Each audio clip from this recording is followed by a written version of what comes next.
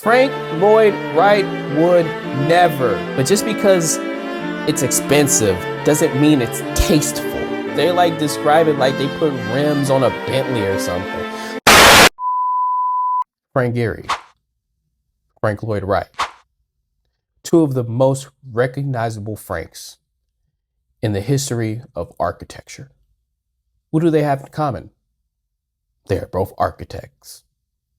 But what happens when people stop being polite and start combining shit that has no purpose going together? Okay. Well, today we're going to find out that very thing, because someone decided that they were going to commission a property that would be inspired by Frank Lloyd Wright. I should have done the quotations while saying it. Inspired by Frank Lloyd Wright. I still was too late. Let me try one more time. Inspired by Frank Lloyd Wright. Much better. Okay? And happens to be complemented by a roof coming from the office of Frank Gehry. Now, we did Frank Lloyd Wright on the previous episode, so we know just enough about Frank and how he enjoys the environment and builds around the environment. It is completely inspired by the environment. His palette choice is involved by the environment, and it's how he has come up with so many recognizable designs, such as, of course, Falling Water, Tirana, and the circular sun house that we viewed last episode, or the very first episode. I'm glad you guys were here for that. So, before we go any further and start talking about Frank Gehry, I just want to say, I've left it in the description. I really appreciate everyone who has taken the time to watch the video, even if it's just for 30 seconds. Give it a thumbs up. I've got 1 to 2 people that, you guys mean the world to me. I make videos for you. And if anyone else enjoys the videos, that's amazing. But there's 1 to 2 people that consistently come watch my videos and they leave a like. So I usually have 1 to 2 likes, no matter how well or how bad the video does. Okay? I just want you to know that you guys make a huge impact on me, and you inspire me to even, go through this and make a video like today. And trust me, this is going to be a very interesting video. It's going to be a little long. I'm going to admit that. It's going to be a little long. Might be a little funny, because I've taken the gloves off today. As much as I love to just plainly compliment everything that I like about a house, there's always so much that's wrong, and I usually try not to say too much, because I'm also thinking that, you know what, man, I would love to work with Architectural Digest in the future and be able to tour these homes. But when they screw up, they screw up, right? When they screw up, they screw up. And I think for me, I want to build myself that when I do go on a home tour, before I say yes, I want it to be a house that I'm absolutely like over the moon to go look at, right? If I don't feel like it's a great property, I don't want to put it on the channel. I'll do a review, like pretty much what we're going to do today. I'll do a review, and whether I like the property or not, I'll just be honest. I'll do that night and day. Plainly. So enough about that. We'll have plenty of videos to work with and talk about just the pure honesty. But yeah, let's talk about this Frank Gehry roof.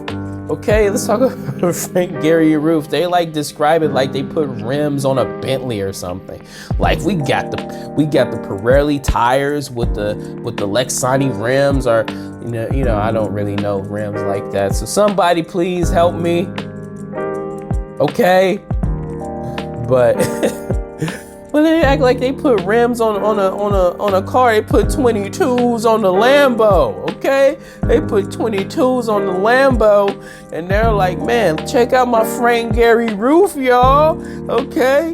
But look, I know I'm making fun. Frank Gehry actually is a very world-renowned architect. He's built and commissioned some of the most amazing structures, okay?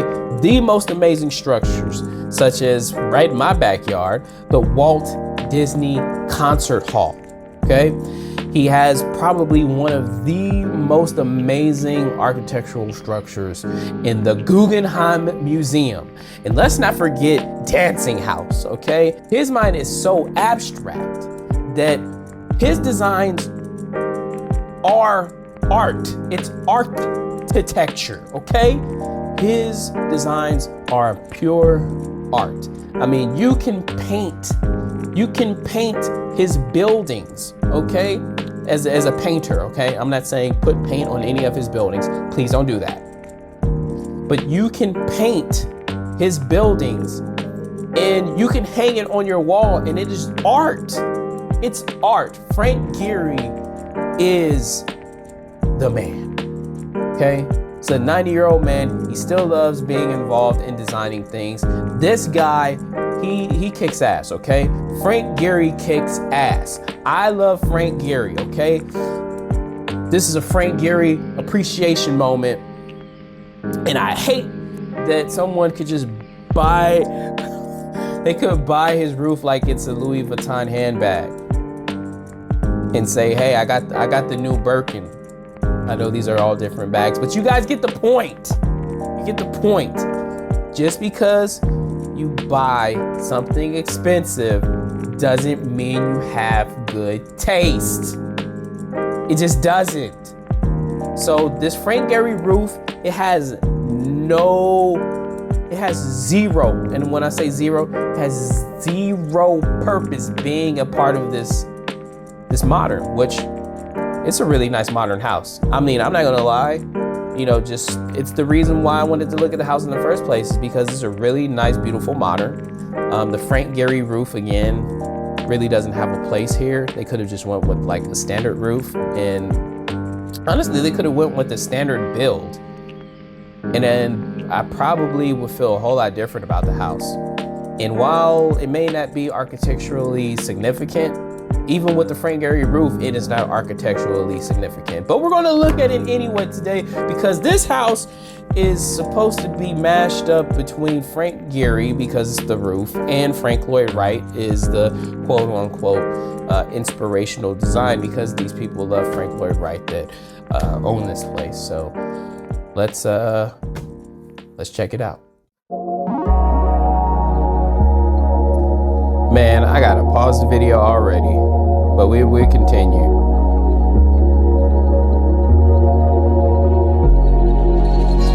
I mean, just looking at this now, looking at this now,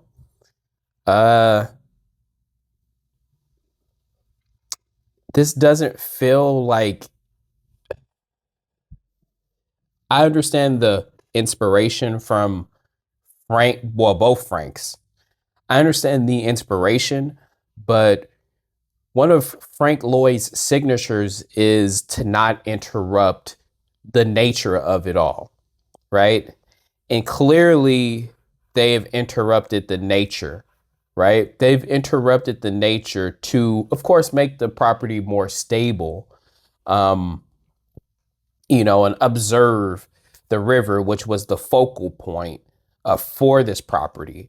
But it does look like they've done some engineering and they've interrupted the nature of it. And also, I understand them, trying not to just do the plain floor to ceiling glass of a modern, but this just really looks modern with the curvy roof. I mean, it doesn't look bad. It just, I don't feel Frank Gehry or Frank Lloyd Wright. And those are, for me, they're two type of styles that don't really mix well together. But we'll see. Let's hear their explanation. I know I'm a little skeptical here. Welcome to 46 Ledge Rock Lane in Hyde Park, New York. It's a masterpiece on 10 acres of land, one main house, and one guest house. No. It has almost 20,000 square feet on the interior for a family Looks that like does live any in other New York model. City. This is just 2 hours north with a by curvy car, roof. or of course 20 minutes by helicopter, or perhaps land your seaplane right there on the Hudson River, which is quite unique. It's very, very far from everything. That's all I heard. You're far from everything.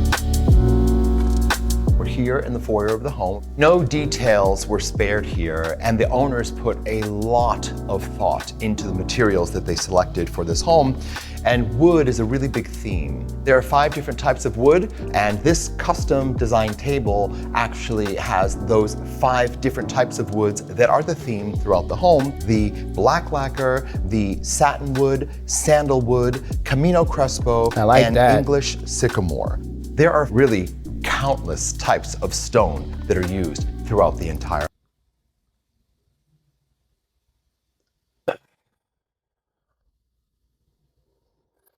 And John, I'm actually surprised John is the one who got behind camera instead of Frederick Eklund, who happens to be his partner. You know, I'm not sure if anyone's familiar with Frederick Eklund, but he used to be on $1 Million Listing, both New York and Los Angeles. He's since removed himself from the show, and he's just more focused on his life and his work. He doesn't, want to be consumed with the camera on top of that. So I don't blame him. He doesn't need the camera anyway. He's pretty damn successful. But yeah, all of these stones, I'm curious to see how well they work together in a house. Like, is there like an identity to these stones, or did they just pick a bunch of shit and was like, oh, this is expensive, or this is nice? Like, does it go well together? Yes or no? Because they already said that there's a bunch of different woods in the house. There's like 6 or 7 different type of wood palettes. So I am curious, is this just a monstrosity of shit, or is this thrown well together? Now, I will give them a little credit for like this kind of stone, because I do feel like the color palette of this is something that you would find in a home of Frank Lloyd Wright, especially like Tirana. This kind of gives me Tirana vibes. Home. And on the outside, you have this really beautiful fossilized French limestone, but they didn't want to leave the limestone on the outside without bringing it slightly to the inside, which is why you see it right here on this wall as you enter. The designer wanted to wrap that onto the inside, like this black so that you floor sort of with the bring little the white outside square in, which is another very big theme that you're about to see as we continue to tour through the rest of the home floors and take in the really beautiful perspective of the Hudson River. Step down living room. Okay, that's like a Frank Lloyd. The home Wright actually is one of only touch. a handful of homes that is built directly on the Hudson River. You can never, ever again build a home on the Hudson River in this way, because you must now be 100 feet or more away from the edge of the water. I always love a good sunken in living room, and particularly one that has these incredible and expansive views of the Hudson River. This is a good opportunity to really talk about the inspiration that the homeowners had. They love the work of Frank Lloyd Wright, and as a matter of fact have traveled the country looking at many fine examples of his work. As you can see, it's all about bringing the outdoor in. Here you have unobstructed views. On a clear day, you can actually see as far as the Appalachian Trail. The views as you see them are the views as they will be forever. The land on the other side there is land preserved, so it can never be built on. Speaking of architects, or starchitects, shall I say, the roof of the entire home is a single membrane, and when this home was built, the only person that could do that was Frank Gehry, so Frank was hired to actually create that single membrane rooftop. I do want to note that this stone is completely heated. Everywhere where you see stone that's on the floor, whether it be on the inside, whether it be on the outside, it is heated. So snow in the winter, don't worry about it. Cold in the winter, don't worry about it. Even though Frank commissioned that roof. By the way, at this point in time, Frank was what, in his 70s. So this is really just, it was super basic, right? It's super basic. It's just, like I said, this house really looks like a modern with a curvy roof. But now I understand the Frank Gehry of it all. It was just having his roof commissioned from his office versus the inspiration, because it doesn't feel inspired. This place really doesn't feel inspired by either Frank. It feels like a modern with hints of both. Like I don't feel either of them in this home. Here in the heart of the home, you have the dining room, which has got this beautiful custom Murano shit is chandelier. ugly. You're surrounded by glass on both sides. What is this? Is this just like the is this like Christmas ornaments? In you know, they I don't know. The That's water ugly. view here of the Hudson. I'm sorry. Then of course here you're reminded by the fact It that doesn't you match anything. It doesn't match anything. Like, the house is white. I guess the wood, okay, you could go with the wood. But why the blue? This painting in the background? Like, I don't know. Like, I'm sorry, it's ugly. I tried to make it match and make it make sense. It's just ugly. A separate guest home. There's 2 bedrooms with 2 full bathrooms out there. The dining room is right off of the kitchen. Is cool. Now, of course, the kitchen has the show kitchen, the prep. I'm sorry. This kitchen is entirely too damn small. There is 20,000 square feet of home. And this is the kitchen that they want you to pay how much for? Well, 20 million now. But at one point they were asking for 45 million. And this is the kitchen you get, let alone this kitchen looks really, really dated. This house was built in 2009. So a lot of this stuff makes sense. The only thing that I actually do like that I can be honest about is I like the wood colors, right? That was the one thing that, you know, he said from the beginning is that they have all these different wood palettes, and a lot of those wood palettes are really nice, but how do they flow together? Like where do they place? What story do they tell? How do they belong? And I like the wood here in the kitchen, right? I really like this counter. I would have liked this counter here and here, and then you could have made a different type of marble or stone for the backsplash versus the backsplash in this counter matching, and then you having this black, looks like quartz, which makes absolutely no sense. This doesn't feel like a $40 million, $20 million finishes for, you know, the time. This is something that you will have to spend money to update, and that is just, it's just an awful thing to do. Like, nobody who has that kind of money really wants to buy something that, oh, we gotta gut it. We still have to gut it. But this kitchen is small. Like, this kitchen is barely bigger than my kitchen in a 2,000 square foot house. Kitchen and the butler's pantry. I don't know why it is, but it's in this room that I'm reminded by Franklin Delano Roosevelt, who was born here in Hyde Park. It's almost like I can see him as a little boy sitting here dining at this really beautiful custom table. Why would you see him as a little boy, not a grown man? This is where the presidential Franklin Delano Roosevelt Library is, and the neighbors to this property actually are the Vanderbilts. This is an area where lots of wealthy families built their homes to retreat to. Very different style of homes, of course, because they're more traditional and colonial in nature. As beautiful as they are, they're just quite different because they're not this modern glass home that was inspired by Frank Lloyd Wright.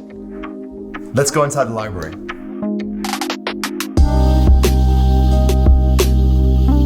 Lots the of books library. on art and I like this a lot. architecture, some of them that are earmarked because those are the pages that were the inspiration that ultimately became this home. This is excellent. I've got to point out library this desk, office right? is excellent. It's very special, and it's one of my favorite pieces of furniture in the home. Much of the furniture in this home is custom Still made, not a fan of these including floors. this very special desk. It was inspired by Émile Jacques Roman, one of the most important furniture designers who's associated with the Art Deco movement.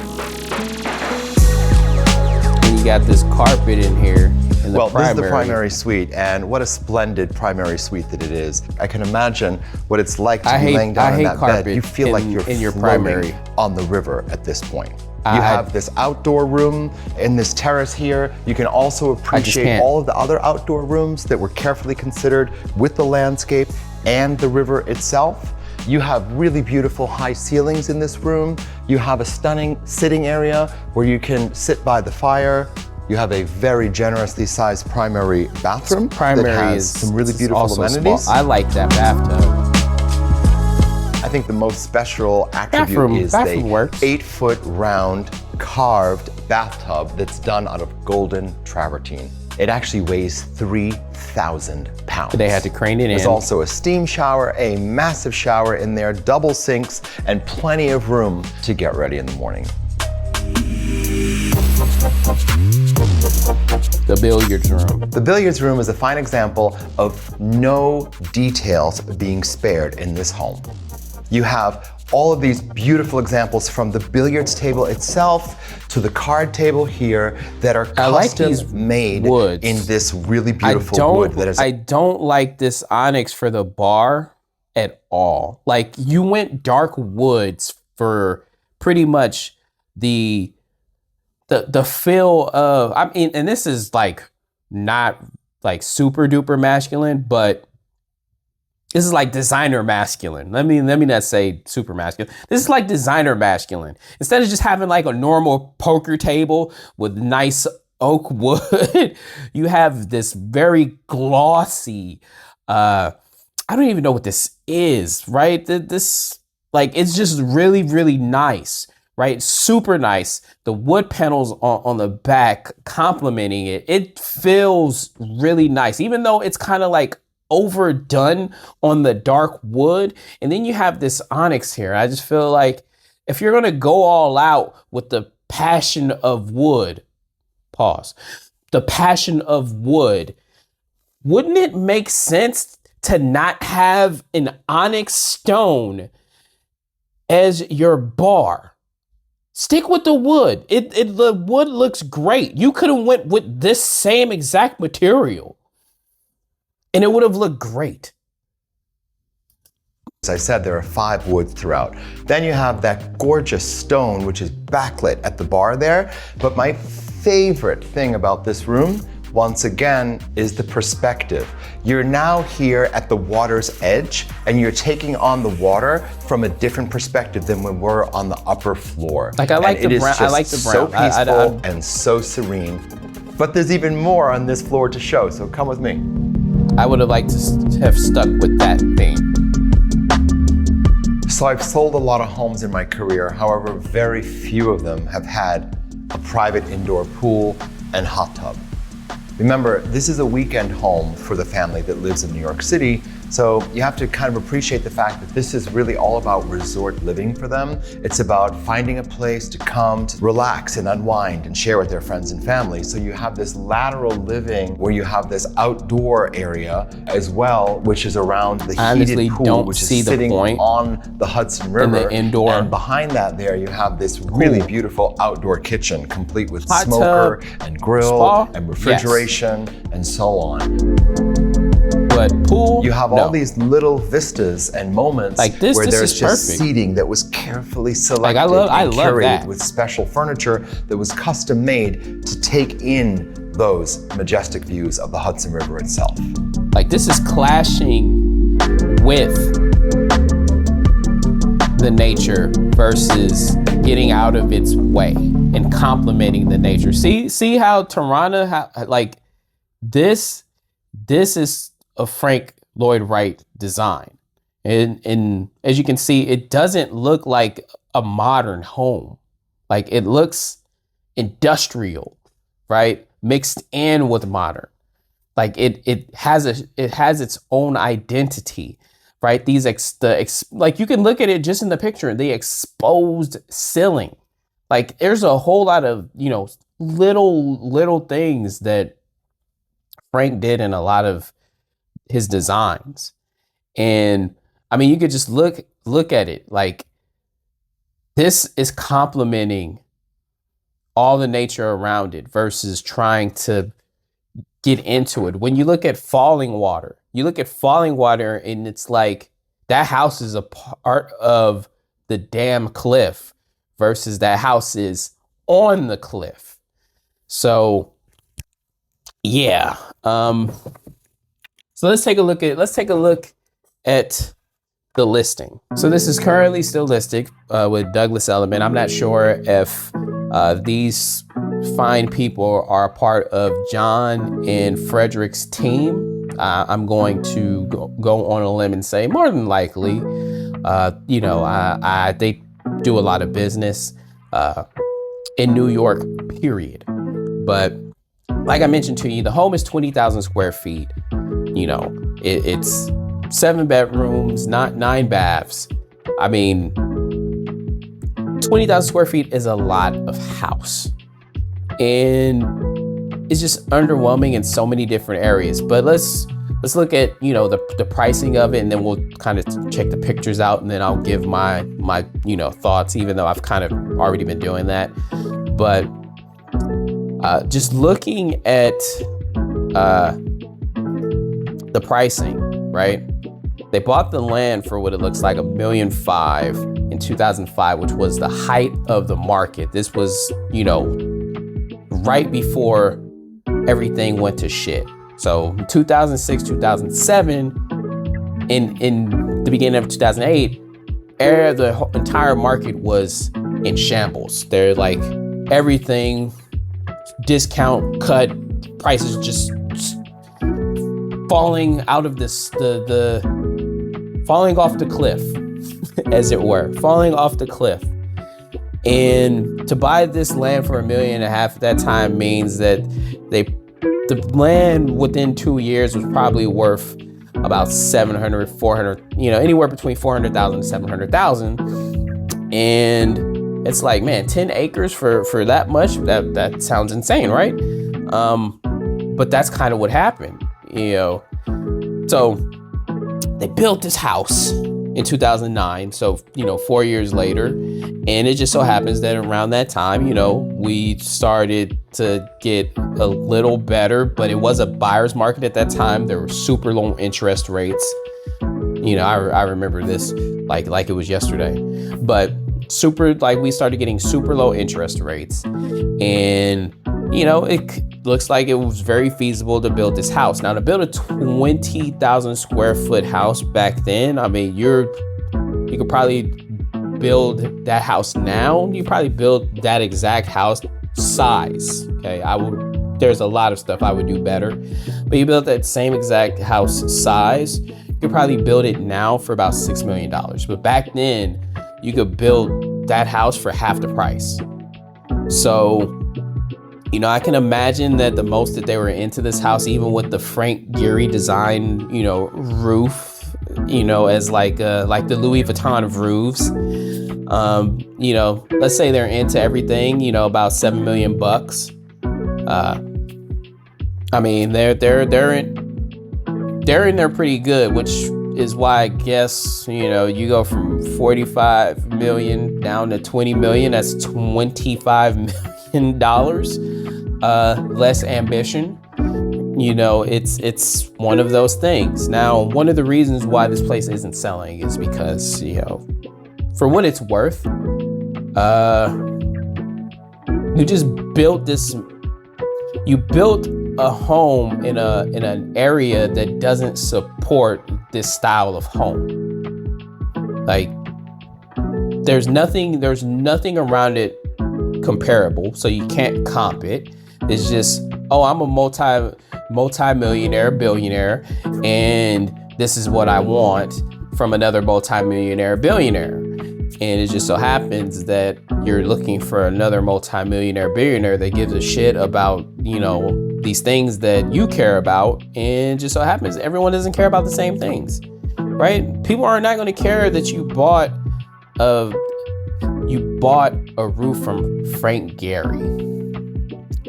And the thing is, the roof doesn't fit the house in any way. Like, it doesn't fit the house in any way. It's even though it has the roof, it's not inspired by him in any way. The shape of the house is kind of one of the downfalls of the place. I think there's an aerial here. I'll have to find it. But looking at the aerial, well, we'll look at it in a second. But just the shape of the house, it's kind of here's stuff over here, here's stuff over there, versus it doesn't come together completely. And that's why you end up with the small ass kitchen. And the main thing about having all the floor to ceiling glass is obviously you want to see water, right? You want to see water. You want to just look at all of this water.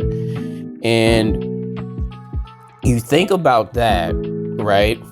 You think about that, and no matter how you designed the house, as long as you had that floor to ceiling glass, those views will be uninterrupted. So you didn't have to make the house this way. You didn't have to focus on which rooms we're going to have this, are going to have that, because no matter what you did, no matter what you've done, okay, you were going to get the Hudson River because you're on the Hudson River. So I feel like there could have been a way much better flow. Like, the only thing that just flowed perfectly was the swimming pool outside, right? You looked at that dining room and it's just you took the view from the dining room. I felt like the dining room should have been in the view. Now, obviously, the library, I felt like the library was perfect. You had the view right in the library. It was a real library and it felt right. Minus that floor. And I'm sure those floors were expensive, but just because it's expensive doesn't mean it's tasteful. Okay, I'm saying it again. Just because it's expensive doesn't mean it's tasteful. And that black floor with the little white square is just are you stuck in the 80s? I didn't understand it, right? I didn't understand it. Ultimately, the design of the house is modern, and I like modern, right? I like modern, but we're here on Architecture Wednesday, and we're supposed to look at, we want things to be architecturally significant. The only thing that was architecturally significant was the vanilla Frank Gehry roof. Right, this is vanilla, and I understand why it's vanilla. It's because this isn't a Frank Gehry design, right? If it was a Frank Gehry design, the house would look completely different, and the roof would also be different, and it would be very, very inspired. This is just a roof with the Frank Gehry touch. I mean, I'm just being honest with you. Okay, it's nice, but it doesn't fit a profile to an actual design, right? So Frank Lloyd inspired home with a Frank Gehry roof is what they're going for here. The only thing I can say about the Frank Lloyd Wright of it all is that some of the color palette, right? Some of the color palette was something you would see in a Frank Lloyd Wright home. And that's about it. That's about it. This house, super modern. I mean, it's just a modern house with some Frank Lloyd Wright, I guess, interior design touches, which is not really what Frank is known for. It's totally interrupting its surroundings. And Yeah, I don't know what to say. It's a beautiful home, right? It's a beautiful home. The kitchen's small. I mean, the kitchen is small. For $45 million, well, now $20 million. $20 million, the kitchen is small. Considering the house is 20,000 square feet, the kitchen is small. Like, I truly do not understand why the kitchen is so damn small, right? It's so small. It's a weekend house. They said it was a weekend house. Why do you need 7 bedrooms? Why do you need 7 bedrooms? Knock it down to 5. Make this big ass kitchen with open space to the dining room that encompasses the view all around you. Like, similar to how the library is. Like, make it flow.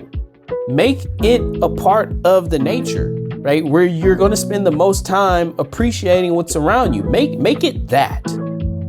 But anyway, let's talk about why I don't think this will sell.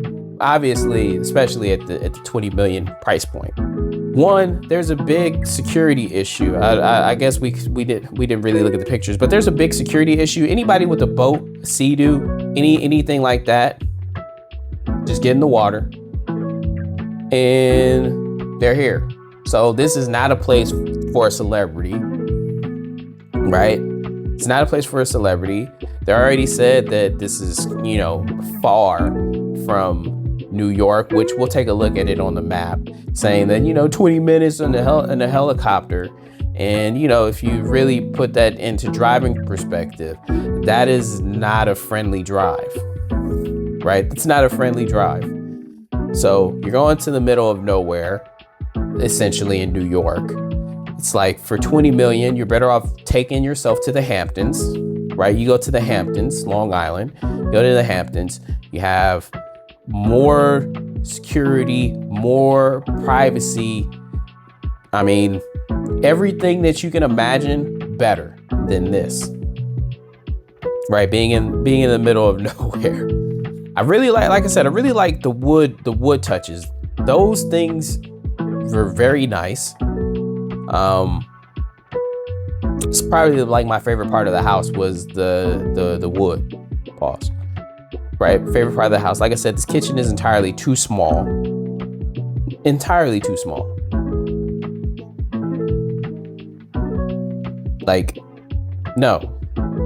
Like I said, I like this counter and then this black. No. I love this lumbar. It's nice.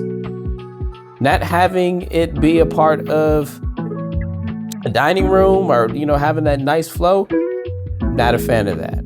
Right? Not a fan of that.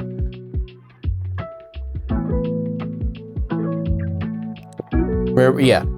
It's primary, small. You have 20,000 square feet. Your primary should be 3,000 square feet of the entire house. At least that's how I would do it. When I say 3,000 square feet of the entire house, I'm talking about the room itself, 800 square feet. Then we're talking about the bathroom. The bathroom for me would have to have a spa tub. Even though I like that bathtub that weighed 3,000 pounds.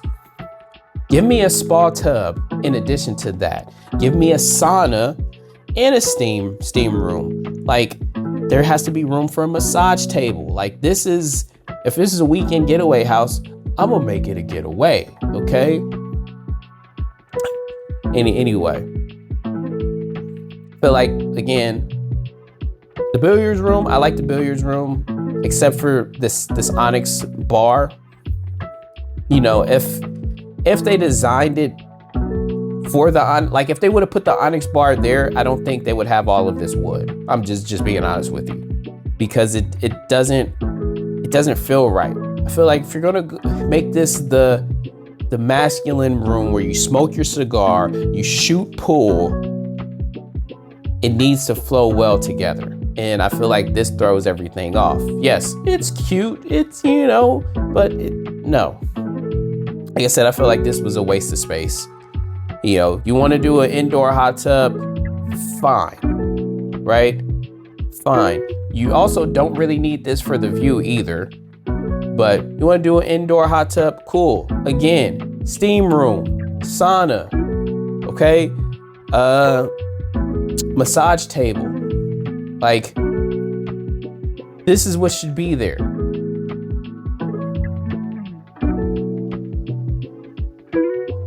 But yeah, like I said, the security issue, you're not gonna get a celebrity there at all. It's big white rhino, right? It's the only one of its kind. It's the only one of its kind, because if we look here, look at how nothing cost that much. Here's the most expensive thing that's on here as far as like a house, and I'll show you what all this other stuff is. Is this old style farm Tudor house, right, on just a ton of acres, right? And it has its own pond, and I like ponds, okay? I really, really like ponds. But this is what, like a farm? This is a lot of land to graze or take care of. 120 acres versus 10 acres. 120 acres, okay? That's a lot. But 120 acres for 1.8 billion. All right, cool. But let's just focus on this, okay? Let's just focus on this. A lot of these are just empty lots. 150,000 empty lot, right? These are houses. And I want you to understand how close this is to this, okay? This, you pull out right here and you make a right, and then you make another right, and then, this is gonna be gated, obviously. This is gated. I'm not gonna say it's not gated, but someone can buy the adjoining land, okay? Someone can buy the adjoining land. Oh wait, no, like a lot of this is not for sale, because a lot of this is like, there's houses here. I didn't even know that, right? But this is 770,000, right? These are your neighbors. Now I get it. The neighbors are not on the neighbors are not on the river. Fine, I get it. Okay, they're not on the river, but they're just too close. Like $20 million? Are you kidding? Right? And then you got another neighbor right here, and they're on the river. Right? They're on the river. Now, granted, I'm not gonna add all of this up. Right? I'm not gonna add all of this up, but let's just say, well, actually, I could look at it here, and I've already done the math. This is just shy of $6 million if you add all these up. So $6 million plus this. So you're still talking about, and this is just estimates. This means absolutely nothing, right? You're still talking about, maybe $6.5 million for all of this land. You build a brand new house, right? Let's say for some reason you do pay $6.5 million for all of this. You build a brand new house for $6 million, you make it perfect, and you have everything you want, right? Now, looking at the aerial, like I was mentioning about the aerial, about how this house is, I want the space, and we're gonna shape it like this. This is why the house doesn't flow the way that a $20 million or $50 million house should, right? Because you have this. Obviously, this is where your entrance is going to be. Your entrance is going to be here. And then you have this goes straight out to the pool. And then you have one spot to walk in one wing to walk in. And you have, I don't know what's going to be in here with the primary side. This could have been like the entire primary side. And this could have been where the guests would be or what have you. But just looking at the design of this, it's not going to flow. It's not going to flow in the way where you fill 20,000 square feet. It's done in a way where it feels all over the place. There's no continuity, right? And then you have this side of the wing, which encompasses 2 additional slots or 2 additional sides or 2 additional wings, however you want to word it. And it just feels like these could be 2 entirely different dwellings. And in the center of all this, you have to have a kitchen. And I would say, hey, if you're gonna design it like this, you could have just put one wing be the kitchen, and the kitchen would have been much larger. But anyway, I'm not an architect, so I have no idea what I'm talking about. All I can tell you is there's a lot of homes that flow together a lot better because of how they're built. Like this house here, that's 10,000 square feet. This house will flow better together because it's very traditional. And, the spaces will be divided in an even manner because the house is done in an even manner versus this is done in an abstract manner. I don't, have a better way to explain it. But it's done in a way where it completely flows together. Completely flows together. Maybe this is where the kitchen is. I don't know. It's all over the place. The fact that I can't identify where something would be is just crazy. It's just crazy. But knowing that all your neighbors are in these houses that are significantly less, I mean, you could move next to this property for less than $500,000. You could be in the same neighborhood. It's like you're not going to have anywhere in the Hamptons, anywhere in Beverly Hills where there's something this affordable, where something that is this affordable that is next to multi-million-dollar mansions. It's just not going to happen. It's not going to happen. So don't get me wrong. You're on the river, cool. I understand that you want to make the selling point that you can't build a house like this because the dwelling itself has to be 100 feet away from the edge of the water.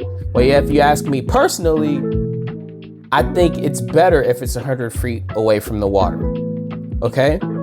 If it's 100 feet away from the water, that allows you to have a family style of house where the kids can go run off in the backyard from the back of the house, which you can't really tell what the back of the house is. Obviously, the pool is right here.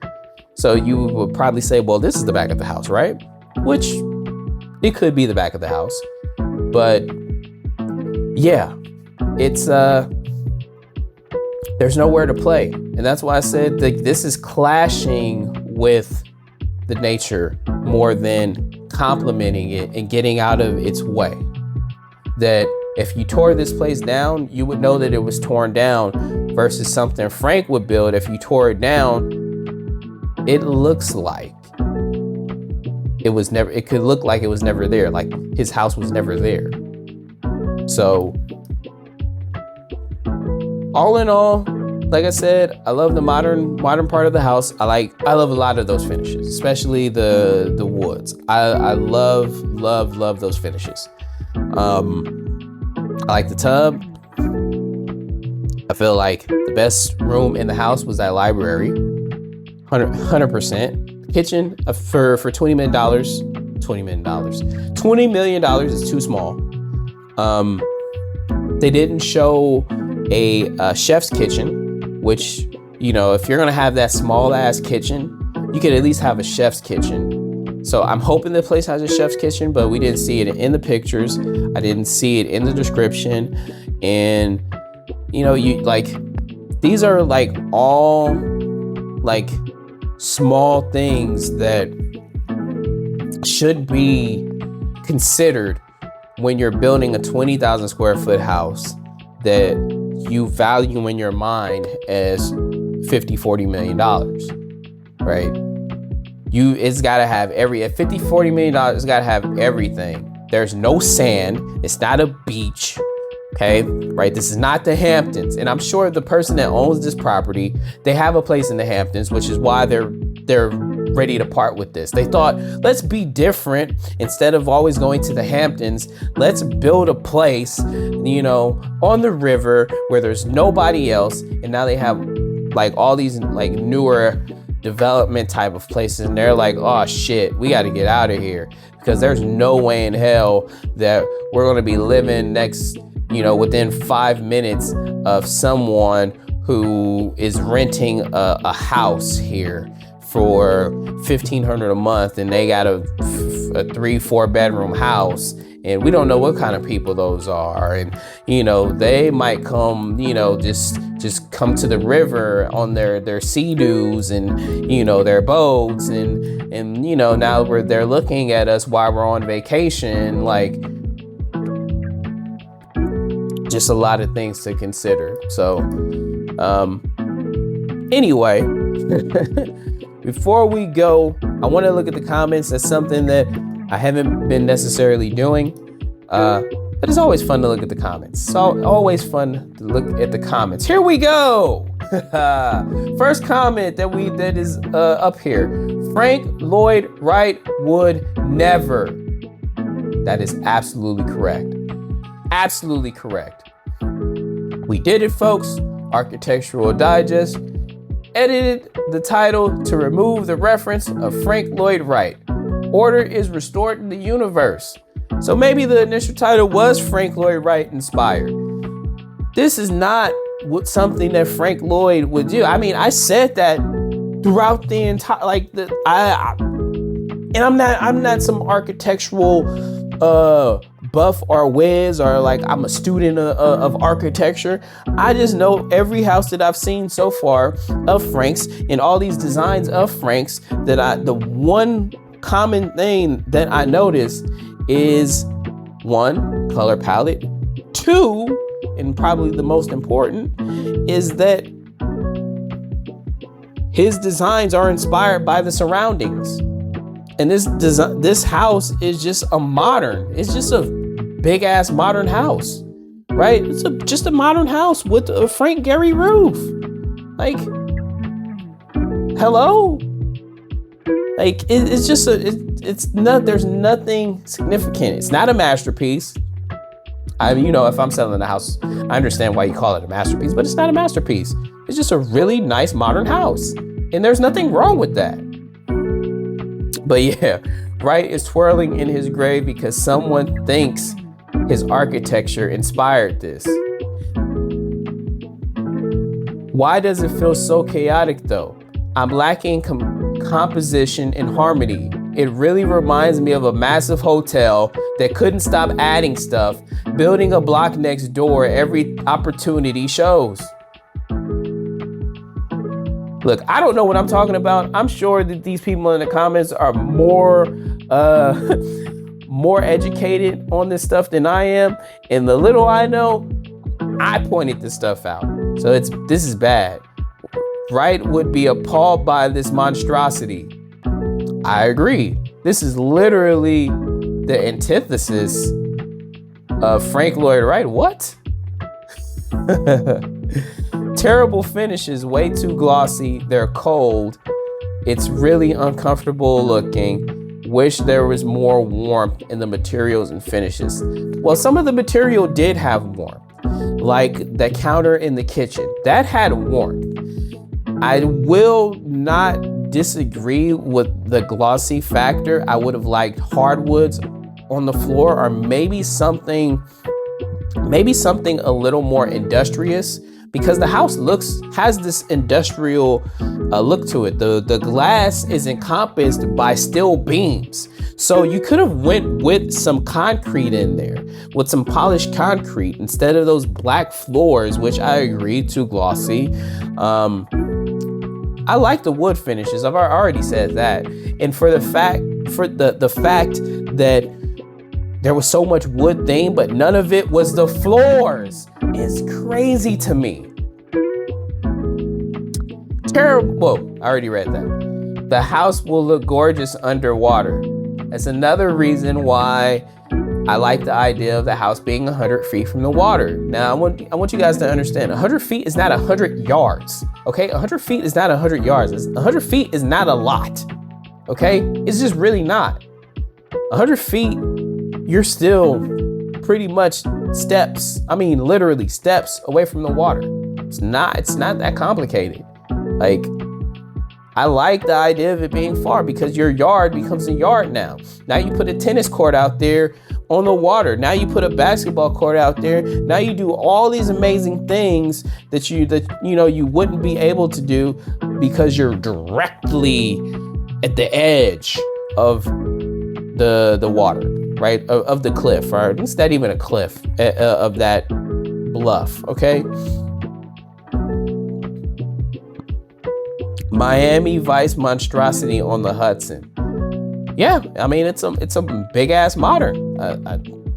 What else? This is the opposite of Frank Lloyd Wright inspired. Looks like a house that some hotel group built. It could be. I've never seen natural material come together in such cold, unwelcoming way. It's because nothing flowed together. Like, at all. Nothing flowed together. So, yeah, a lot of the same stuff that I feel like I ranted the entire time, and I really feel bad. Okay, maybe not. I don't feel bad. Why would I ever feel bad for someone who has the ability to afford such an amazing opportunity to build a house, even though they failed on so many levels, right? Yeah, they failed on so many levels. Who cares?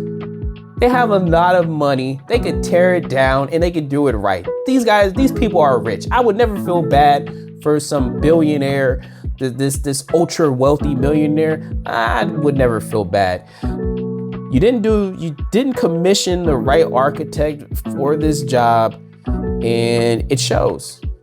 You love Frank Lloyd Wright. You really should have reached out to the foundation and commissioned with the right people, because this big modern is not it. And then wanting to clash it with a Frank Gehry roof, it's like, you can love architecture. I think, especially a lot of us here that watch Architectural Digest, we all love architecture. You don't have to clash everything together. It's okay to just appreciate stuff from afar. That's okay. There's nothing wrong with that. Like, you don't have to have a Frank Gehry roof. Or at least if you're going to do some of this stuff, like, what's wrong with building an additional unit, right? Or like a guest house that is actually Frank Lloyd Wright inspired, right? You could have kept the modern, like a nice modern 10,000 square feet house with a Frank Gehry roof. That still would have worked. And you wouldn't have been trying so hard to become something it's not. And that is what this house is. I really didn't expect to spend this much time saying so much negative stuff, because I really like the outside of the house. I wanted to be amazed by it. I was really looking forward to seeing this video. Frank Gehry, who is a West Coast legend, right? Frank Lloyd Wright, who is like easily one of the most recognizable, especially in residential, most recognizable architects to ever grace this earth. Like, I wanted to love this so bad. Even though like it had a lot of good stuff, it just doesn't feel right. I mean, that onyx in that bar, I'm back on that damn onyx in the bar with the glow lit onyx. Okay, I'll let you guys go. I'm sorry. I'll see you guys on the next one. I love you. Peace.